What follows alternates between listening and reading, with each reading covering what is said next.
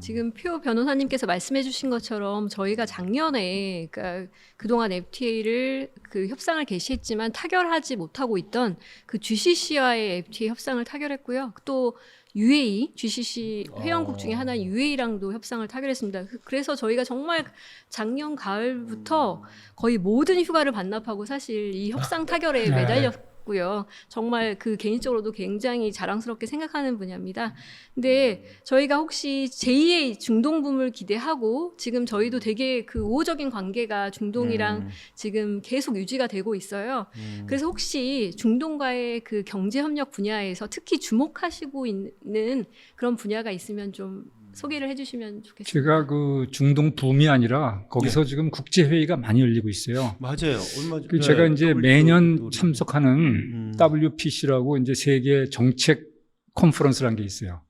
그게 주로 이제 유럽하고 북아프리카 이런 사람들이 모이는 이제 회의인데 최근에는 매년 아부다비에서 열렸어요. 그래서 3번 제가 다녀왔고 또 올 12월 달에 또 아부다비가 또 개최를 합니다. 가보면은 이제 행사에 앞서서 이제 거기 뭐 장관이라든가 이런 분이 와서 연설하는 거 보니까 아주 이제 중동 지역이 과거에는 많은 나라들이 석유 때문에 중동 지역을 찾아왔지만 이제는 자기네들이 바깥으로 나가겠다 하는 그런 개방적인 그런 입장을 취하고 있는데 그 중에서 가장 그 관심 갖고 있는 지역이 동아시아예요. 그 동아시아는 중국도 있고 일본도 있지만 한국에 대한 관심이 굉장히 많습니다.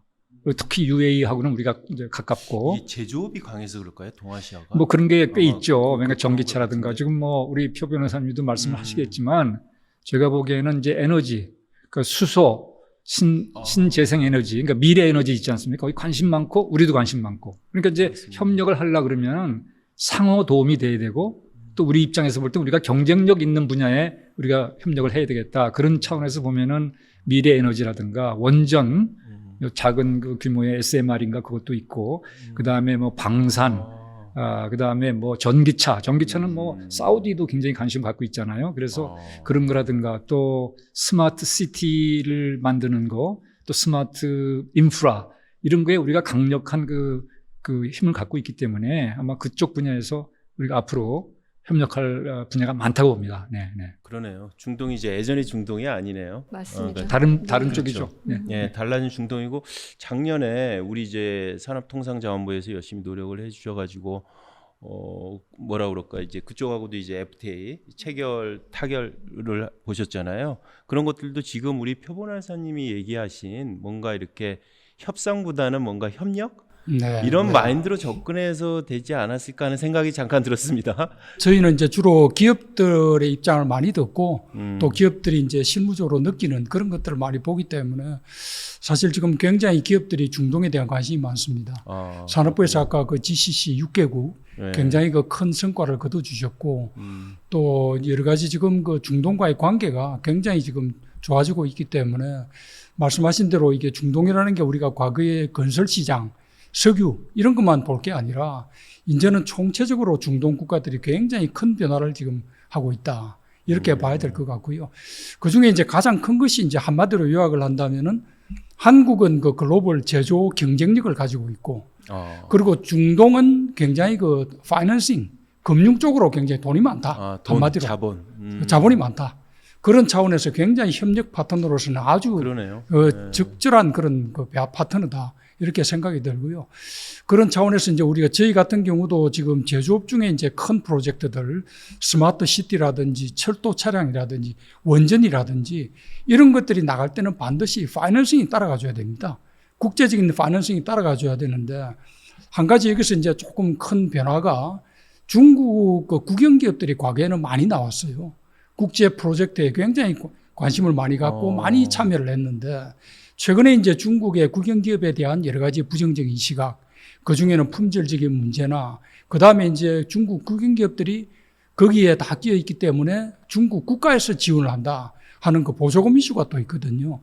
이런 것들 때문에 이제 굉장히 그 국제적인 시장에서 중국의 국영기업들에 대한 부정적인 기류가 있습니다.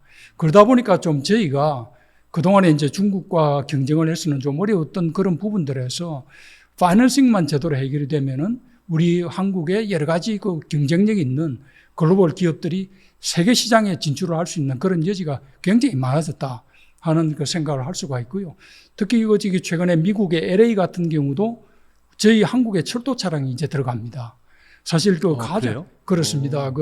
그래서 이런 것들을 보면은 과거에는 우리가 그런 그 중국의 국영기업들하고 경쟁을 하면은 아무래도 이게 그 여러 가지 저가 수주 이런 부분들이 중국에 따라갈 수가 없었거든요. 중국도 고속철도도 고속철도가 굉장히 발달돼 있죠. 네. 근데 그것이 다 알다시피 다 중국의 국영 자본, 국영 그 보조금으로 사실 만들어진 것들이거든요.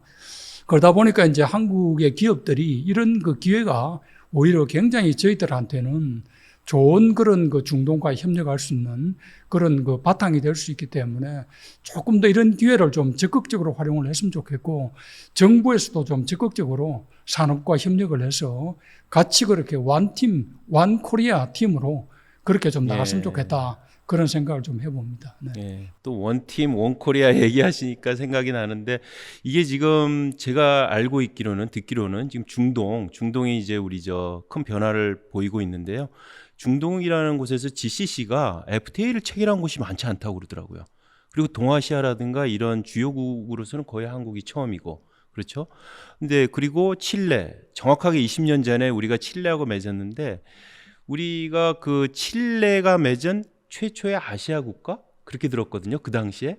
뭔가 우리나라가 그런 어떤 그 개방적인 측면에서 통상협정을 맺는데 상당히 선도적인 역할을 하고 있다라는 생각을 했습니다. 근데 그 선도적인 역할을 하는 게 어떤 정부 부처, 그다음에 기업들이 열심히 하는 노력도 있겠지만 사실 정상 외교도 빼놓을 수 없는 중요한 역할이잖아요. 그래서 세일즈 외교라고도 흔히 얘기하는데, 이런 어떤 통상 환경의 급변 속에서 이 세일즈 외교가 갖는 가치, 그걸 어떤 식으로 꾸려나가면 좋을지에 대한 좀 좋은 점 들으면 좋을 것 같습니다. 그거는 뭐 우리나라뿐만 아니라 많은 나라들이 이제 사실 그렇죠. 정상들이 다 하죠. 다 움직이고 그랬는데, 최근에 보면은 우리 정상 외교를 하면서 우리나라 기업 사절단들이 많이 이제 대기업들을 중심으로 같이 갔거든요. 그래서 그렇죠. 저희들이 보면은 지금 우리 표 변호사님 말씀하셨지만 우리나라 기업에 대한 그 장점이 굉장히 많아요. 그래서 우리나라 기업을 유치하고 싶은 사람들도 많고, 또 우리나라에 이제 투자를 하고 싶은 분도 많기 때문에 이런 정상 외교에 이제 기업들이 가게 되면은 외국인 투자 유치라든가 또 우리나라 기업들이 해외에 나갈 수 있는 기회가 많이 열린다. 왜냐하면 그쪽에 고위급하고 다 동시에 그렇죠. 만날 수 있기 때문에. 그렇죠. 그런데 지금 현재 아까도 말씀드렸지만 특히 이게 중요한 게 지금 뭐 우리 세계 통상 환경이 위기에 빠져 있잖아요. 소위 복합 위기에 빠져 있잖아요. 여러 가지 그 보호무역주의 막 올라가고 있죠. 또 전쟁 나고 있죠. 네? 그다음에 또 통상 미중 갈등으로 인해 가지고 뭐 공급망이 어쩌다 굉장히 지금 언서튼티가 많아요. 불확실성이. 이럴 때는 기업이 혼자 모든 걸 해결할 수 없잖아요. 그러니까 이렇게 같이 댕기다 보면은 기업과 좀 긴밀히 소통하고, 우리나라에서는 기업하고 정부가 만나면 자꾸 이상하게 눈을 뜨고 그러니까 보는데, 안 좋은 시선을 보는데 그게 아니라 서로의 문제들을 서로 긴밀히, 아마 일본은 그런 걸 잘하고 있는 것 같아요. 그래서 소통해야지만 국가 차원에서의 어떤 전략이 만들어질 수 있어요. 그래서 그거를 같이 아까 우리 그 표 변호사님 말씀대로 원팀 코리아 해가지고 좀 나갈 수 있지 않겠는가. 그래서 저는 정상 외교할 때 이 기업들이 좀 같이 가고 하는 거는 굉장히 좋은 현상이다. 그런 것들은 좀 우리 같이 좀 해나가는 게 좋겠다. 특히 이제 서로 소통하고 어려운 점 쉐어하고 이렇게 하면 좋겠다. 그런 말씀드립니다. 네. 제가 볼 때는 이런 측면이 있는 것 같아요. 그러니까 WTO 체제라는 게 일단은 어떻게 보면 룰이 이미 세팅이 되어 있는 그런 가운데서 우리가 어떻게 하면은 좀 더 물건을 싸게 만들어가지고 효율적으로 공급할 거냐. 거기에 이제 초점이 있었는데, 이제는 WTO라는 룰 자체가 지금 세팅이 안 돼 있는 상황이니까. 그런데 이제 그런 룰들을 만드는 게 현재는 새로운 그런 거 여러 가지 산업정책이거든요. 신산업정책이라는 게 미국도 반도체 법을 만들고 IRA 법을 만들고 유럽도 지금 반도체 법을 만들고 일본도 지금 그렇게 하고 있거든요. 그렇게 룰들을 갖다가 각국이 지금 법을 만들고 있기 때문에 이런 만들어지지 않은 그런 룰에서 살아남기 위해서는, 과거에는 기업들은 뭐 물건을 싸게 팔면 그걸로 이제 좋겠지만 이제는 룰을 만드는 것까지도 같이 이제 관여를 할 수밖에 없는 그런 상황이 되는 것이고, 특히 이제 그 좋은 그 비근한 예로 최근에 그 미국의 IRA 그 전기차에 대한 보조금 문제가 있지요. 그 부분에 관해서 IRA가 이제 전기차 보조금을 전체 이제 지원을 어떻게 할 거냐 하는 것들이 구체적으로 논의가 될 때, 현대차 같은 경우는 굉장히 어려운 상황이 될 수밖에 없었죠. 현대차가 전기차를 미국에 파는 데 있어서 보조금을 받느냐 그렇지 못하느냐 하는 게 굉장히 중요했었는데, 그걸 우리 산업부 분들하고 그다음에 그 현대차 그 자동차 회사들하고 여러 가지 그 머리를 맞대고 논의를 한 끝에 결국은 이게 커머셜 비이클 자체는 조금 이렇게 대상에서 제외가 될 수가 있다 하는 그런 멋진 아이디어를 낸 거죠. 그야말로 팬타스틱 아이디어를 낸 거죠. 그래서 커머셜 그 비이클이 빠지면서 리스와 렌털 이런 것들이 다 빠지게 됨으로써 사실 조금 우리 자동차 회사에는 상당히 이제 큰 도움이 된 거죠. 그래서 이런 것들이 말하자면은 우리가 민간과 정부가 같이 이제 한 팀으로 같이 가야 되고, 소통도 열심히 하면서 미리 사전에 모니터링도 하고 또 문제도 해결하는 그런 쪽으로 가야 된다 하는 그런 생각이 듭니다. 그러니까 제가 그 기업과 원팀으로 움직이는 게 중요하다고 그 강조를 해주셨잖아요. 그래서 저희도 사실은 그 이런 뭐 IRA라든가 이런 현안 대처뿐만 아니라 저희가 보통 FTA 협상을 하면 그 전에 반드시 기업들을 만나고 가요. 그 거기에 진출해 있는 현지 기업들을 만나고 또 가서도 FTA 협상 기회에 실제로 거기에 그 진출하신 기업들 만나고 애로사항을 듣고 또 바로바로 그게 협정문에 반영이 될 수 있는 것들은 반영이 될 수 있도록 하고, 또 이제 FTA가 발효하고 나면 이행을 하잖아요. 근데 이행을 제대로 안 해서 기업들이 애로를 또 많이 겪거든요. 그러니까 그것들은 저희가 뭐 이행위원회 계기에 적극적으로 제기해서 최대한 그러니까 기업들이 실질적으로 어떤 혜택을 볼 수 있도록 그렇게 그 추진을 하고 있습니다. 네. 지금 이제 아주 WTO라는 이제 룰이 많이 해체되는 그런 단계, 그리고 우리 저 박태호 원장님께서 얘기를 해주셨지만 되게 지금 복합 위기다 어떻게 보면은, 그렇죠? 이런 상황이고, 또 우리나라로만 좁혀봐도 사실은 인구 문제 때문에 사실은 상당히 걱정하시는 분들이 많거든요. 이런 때일수록 통상이라는 것이 갖는 그 가치가 되게 클 것 같습니다. 그래서 이제 마지막으로 뭔가 국가 차원에서 어떤 식의 접근을 해야 될지, 이런 이제 외부 환경은 되게 혼란스럽고, 그렇죠? 이제 룰이 사라지고 있고, 그 룰을 우리가 직접 만들어야 되는 어떻게 상황이기도 하고, 동시에 우리 내에서도 그렇게 낙관적이지만은 않은 그런 경제 상황인데, 이럴 때 통상 쪽에 어떤 국가 차원의 전략을 어떤 식으로 가져가야 될지. 이제 우리가 늘상 얘기하지만 복합 위기, 그러니까 뭐 여러 가지 이제 불확실성이 많잖아요. 전쟁도 일어나고 있고, 뭐 그렇죠. 그다음에 미중 갈등 때문에 공급망도 해야 되고. 근데 가장 중요한 거는 큰 나라들이 다 자기네 나라에서 생산하고 싶어 해요. 네? 그래서 우리나라도 들어와서 투자해서 생산하라. 이런 환경의 변화는 우리 같이 수출을 위주로 경제 발전을 한 나라한테는 엄청나게 안 좋은 소식이에요.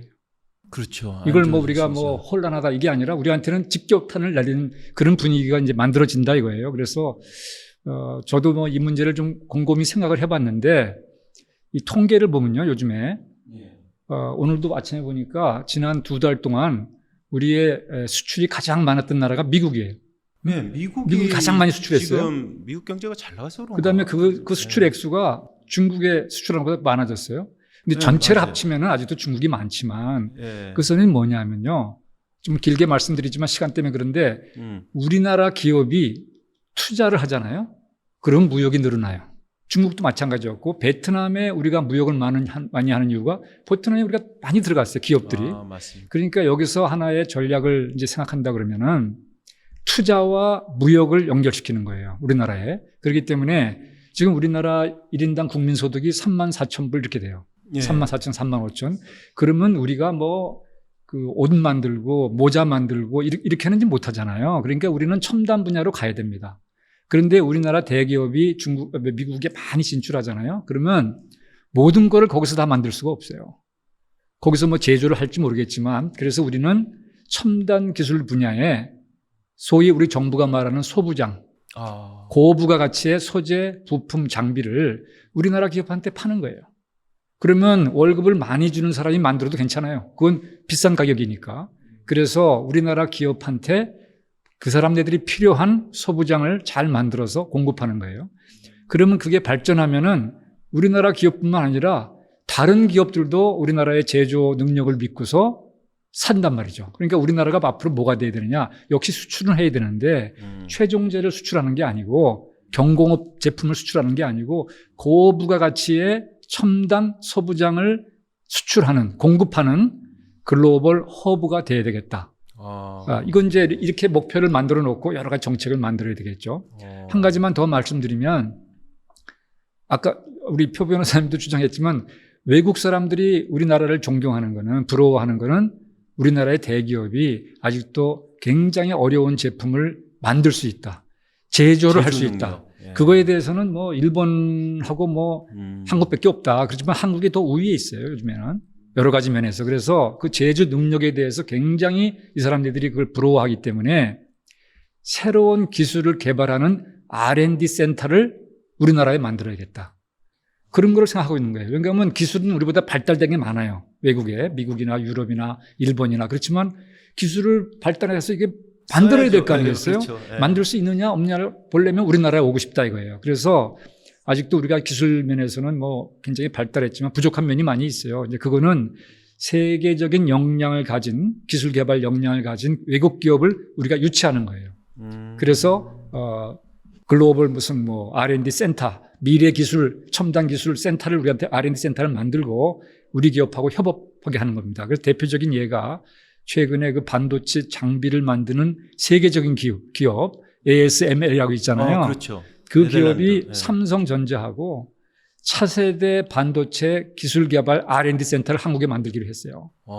이런 것들이 많아지면은 그야말로 우리의 장점을 가지고 이런 어려운 시대를 헤쳐나갈 수 있는 그런 전략이 될 수 있을 거다. 그래서 하여튼 그 두 가지가 저는 아주 중요합니다. 글로벌 소부장의 첨단 기술 제품의 소부장의 글로벌 허브, 그 다음에 미래 첨단 기술의 R&D 센터.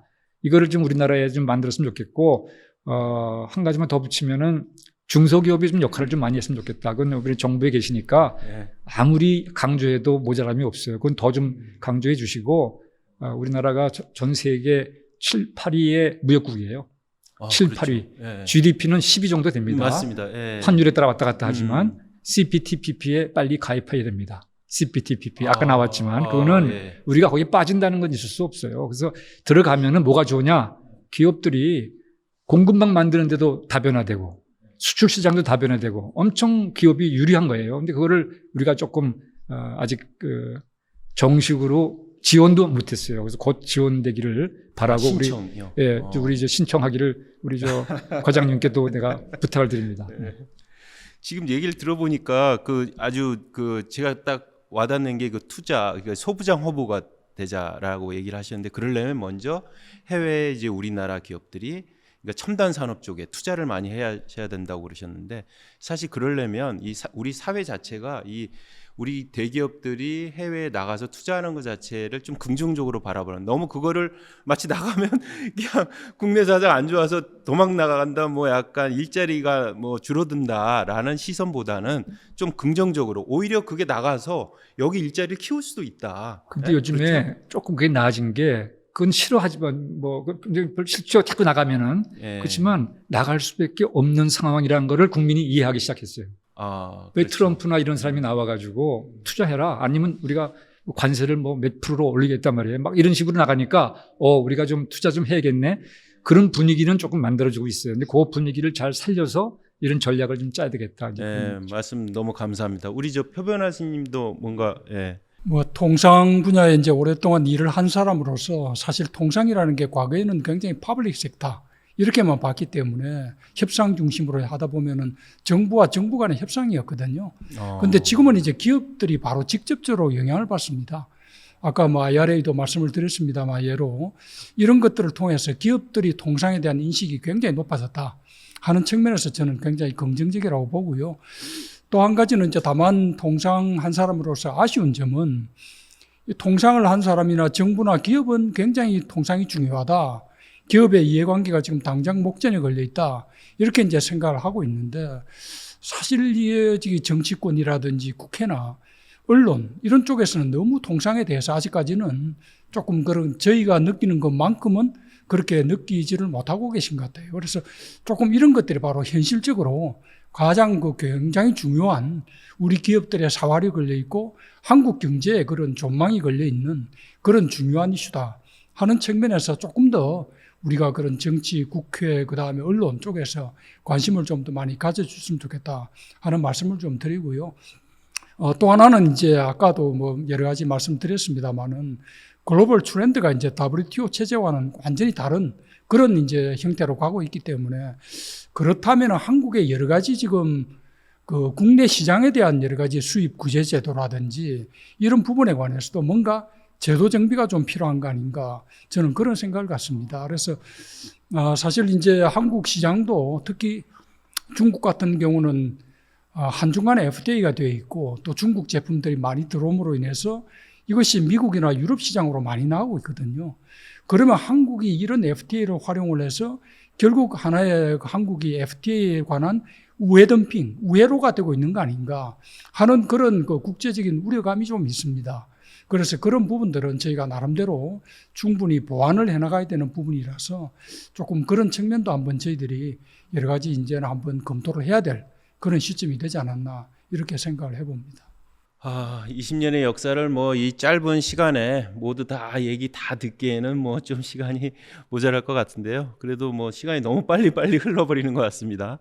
예, 두 분 말씀 너무 감사하고요. 오늘 어떠셨어요? 뭐 첫 촬영이기도 하셨는데요. 네. 저는 개인적으로 귀중한 조언들을 네. 들으려고 나왔구나라고 생각할 정도로 저희 뭐 교섭본부, 저희 산업부에서 그러니까 지금 말씀해 주신 것들이 정말 주옥 같은 조언들인 것 네. 같아요. 저희가 정책에 잘 제도적으로 반영을 해주십시오. 저희가 제도적으로 또 협상 과정에서 반영할 수 있는 부분들은 꼭 반영을 해서 저희가 또 항상 그 위기를 기회로 만드는 대한민국 아니었습니까? 저희가 또 이런 급변하는 통상 환경 이 위기 속에서 잘 헤쳐나갈 수 있도록 공무원 한 사람으로서 열심히 노력하겠습니다. 감사드립니다. 네. 우리 박 원장님하고 표변 선생님도 한 말씀 해주시죠. 느끼신 점. 여기 저도 뭔지 옛날 얘기 하니까 좀 기억이 새롭고 또 그것도 그러시군요. 있는데 우리 네. 황 과장 여기 나와 계시니까 난 늘상 느끼는 것 중에 하나가 우리가 FTA도 많이 했잖아요. 그런데 그 선진국하고 할 때 고생도 많이 하고 근데 개도국하고도 많이 했거든요. 예. 근데 제가 좀 마지막으로 말씀드리고 싶은 거는 우리 개도국 파트너들한테 늘상 우리는 수출만 많이 하려고 노력을 하는데 그쪽 사람들의 요구를 좀 한번 들어보는 거예요. 많이 들어라. 예, 네, 베트남에 많이 가서 들어라. 우리가 많이 팔잖아요. 그렇죠. 그 불평이 많아요. 왜냐하면 적자가 늘어가니까. 터키도 그렇고 그런 데가 많아요. 그러면 가서 뭐 문제를 해결해 줄 수는 없겠지만 가서 또 한국 기업의 애로사항 그런 것만 자꾸 얘기하게 되면 그 사람들이 볼 때 저 사람네들은 뭐 그냥 무한정 자기네만 이제 이기적이다. 네, 그렇죠. 그런 게 이제 옛날에 보면 일본 기업들도 그런 게 많았었는데 우리나라는 좀 이렇게 개도국도 이해하고 진정성 있게 도와주는 나라다 하는 그런 프렌드로 만드는 거 그런 노력을 좀 힘들더라도 그런 것도 꼭 같이 해줬으면 좋겠다. 저는 뭐 이거를 통상교섭 본부장 또 안덕근 장관한테 늘상 얘기하고 있어요. 다 이해를 하시는데 과연 얼마큼 노력하실지는 제가 모르겠어요. 그래서 오늘 한 과장 나오셨으니까 좀 잘 좀 그렇게 좀 해주세요. 네, 명심하겠습니다. 네. 우리 저는 뭐 사실 통상 관련해서 이렇게 우리가 통상 잡지도 월간 통상도 나옵니다만 또 이런 대담 과정을 통해서 우리가 통상에 대해서 좀 더 우리 전문가적인 뭐 그런 것도 물론 중요하겠습니다만 일반 국민들이 통상에 대해서 좀 더 관심을 많이 갖고 또 실질적으로 통상이 이렇게 중요한 역할을 하고 있고 또 우리 민간 기업이 이렇게 어려운 그런 과정에서 나름대로 열심히 하고 있기 때문에 이런 통상에 대해서 조금 더 이해를 넓히는 그런 계기가 되었다는 생각이 듭니다. 그래서 하여튼 좋은 자리를 마련해 주셔서 감사합니다. 네. 아이고 너무 감사합니다. 오늘 정말 뜻깊은 그 주제를 다뤘습니다. 한국의 FTA 20주년, 특히 수출로 먹고 사는 나라라고 그러잖아요. 우리 한국 경제 자체를 이제 그렇게 묘사를 하는데요. 그런 면에서 보면은 FTA가 갖는 의미는 뭐 아무리 강조해도 지나치지 않을 것 같습니다. 이런 시점에 한국 그 통상 현장의 역사의 산 증인이셨던 두 분을 모시고 정말 뜻깊은 얘기를 들었고요.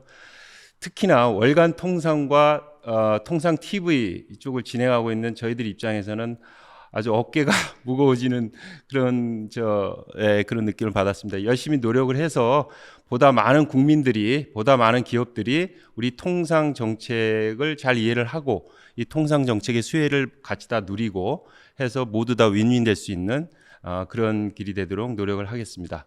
자, 아직도 좋아요와 구독 누르시지 않으셨다면 부탁드리겠습니다. 감사합니다. 감사합니다. 고맙습니다. 네, 고맙습니다.